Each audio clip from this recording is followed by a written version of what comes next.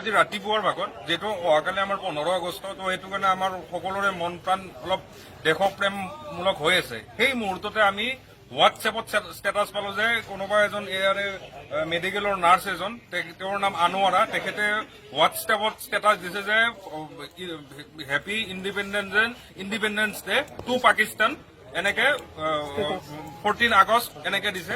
তো এইটো আমি কোনো পৰ্যায়ে আমি মানিব নোৱাৰো, কাৰণ এই যিটো আমাৰ ভাৰত স্বাধীন হৈছিল, এই ভাৰত স্বাধীন আমাক কোনো দান দিয়া নাছিল। এইটোৰ আমাৰ বহুত সংগ্ৰামীয়ে ইয়াতে সংগ্ৰাম কৰাৰ বিনিময়ত আমি ভাৰত স্বাধীন হৈছে। আৰু এইটো আমাৰ ব্ৰিটিছৰ ডিভাইড ৰুল পলিচিৰ মতে আমাৰ পাকিস্তানখন ছেপাৰেট হৈছে।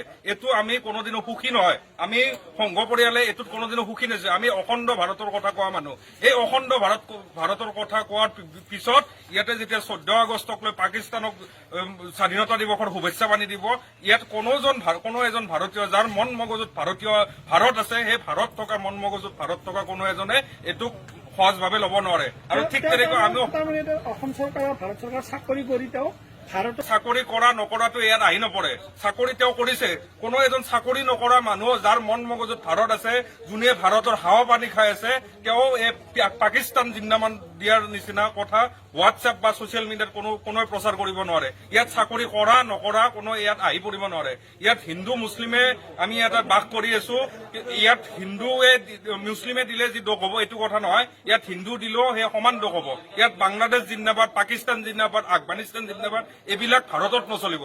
এইখন ভাৰত হয়। ইয়াৰে যিটো স্বাধীন, এই স্বাধীনটো আমাক কোনো ভিক্ষা দিয়া নাই। ইয়াতে আমাৰ বহুতৰ পূৰ্বপুৰুষৰ বহুতৰ ইয়াতে শ্বহীদ আছে, ইয়াতে বহুতৰ তেজ ইয়াত জড়িত হৈ আছে। তাৰ পিছত ইয়াতে পাকিস্তান জিন্দাবাদ কোনোবাই দিব, এইটো সহ্য কৰা নহয়। আৰু এই সহ্য কৰা নহয় কাৰণে আমি আমাৰ ইয়াতে ওচৰৰ যিমান লোকেল মানুহ আছে, স্থানীয় মানুহ ইয়াত লগ হৈছো, দল সংগঠন লগ হৈছো, আৰু ভুলৰ বিপৰীতে আমি মাত মাতিছো। ইয়াত হিন্দু মুছলিম আহিব নোৱাৰে। ইয়াত পাকিস্তান জিন্দাবাদ জনাই দিছে, তাৰ ওপৰত ব্যৱস্থা ল'ব লাগে। আমি আমাৰ অসমৰ মুখ্যমন্ত্ৰী হিমন্ত বিশ্ব শৰ্মাকো কৰজৰে আমি অনুৰোধ জনাইছো, যোনে পাকিস্তান জিন্দাবাদ লিখিছে তাৰ ওপৰত বিহিত ব্যৱস্থা লওক।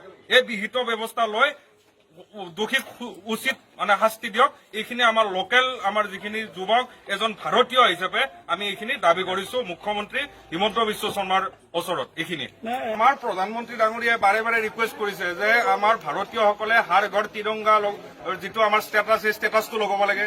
নিজৰ প্ৰফাইলত আমাৰ ভাৰতীয় জাতীয় পতাকাখন লগাব লাগে। কিন্তু তাৰ বিপৰীতে আমাৰ ইয়াতে আনোৱাৰা নামৰ যিজন নাৰ্ছ আছে, তেওঁৰ মন মগজুত কি আছে আমি নাজানো।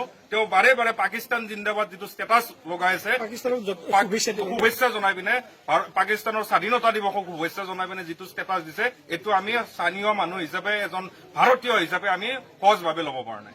আমাৰ প্ৰশাসনৰ ওচৰত আমি জনাইছো, প্ৰশাসনে ইতিমধ্যে ব্যৱস্থা ল'ব বুলি আমি আশা কৰো। মুখ্যমন্ত্ৰী দেৱৰ ওচৰতো আমাৰ আশা আছে।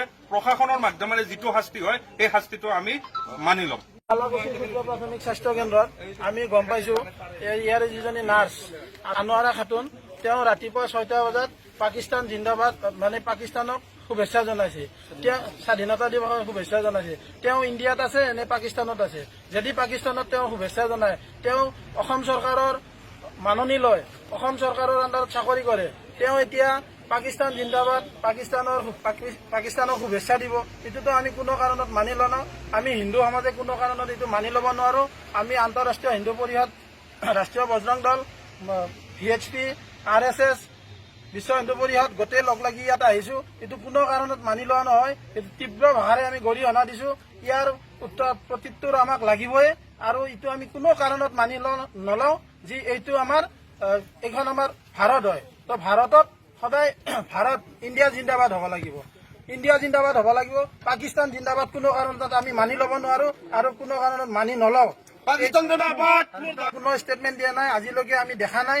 তেওঁ ইয়াতে চাকৰি কৰে, তেওঁ ভাৰত চৰকাৰত, অসম চৰকাৰৰ আণ্ডাৰত চাকৰি কৰি তেওঁ পাকিস্তানক শুভেচ্ছা দিয়ে। তো এই কোনো কাৰণত আমি মানি নলওঁ। এইটো কোনো যুক্তিয়ে নহয় যে এই স্বাধীনতা দিৱস, আজি অখণ্ড ভাৰত দিৱস আমি পালন কৰি আছো।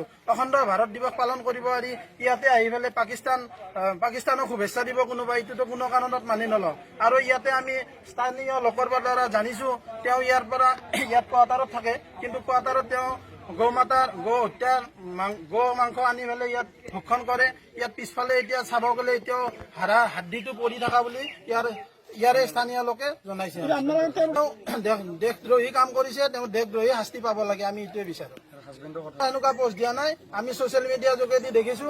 আমি আপোনালোকৰ জৰিয়তে আহ্বান জনাইছো, আমাৰ অসম চৰকাৰৰ সন্মানীয় মুখ্যমন্ত্ৰী ডাঙৰীয়ালৈ আহ্বান জনাইছো, এনেকুৱা কাৰ্যসূচী যাতে এনেকুৱা কাৰ্যত লিপ্ত হোৱা এই দেশদ্ৰোহীবিলাকক দেশদ্ৰোহীমূলক শাস্তি হ'ব লাগে।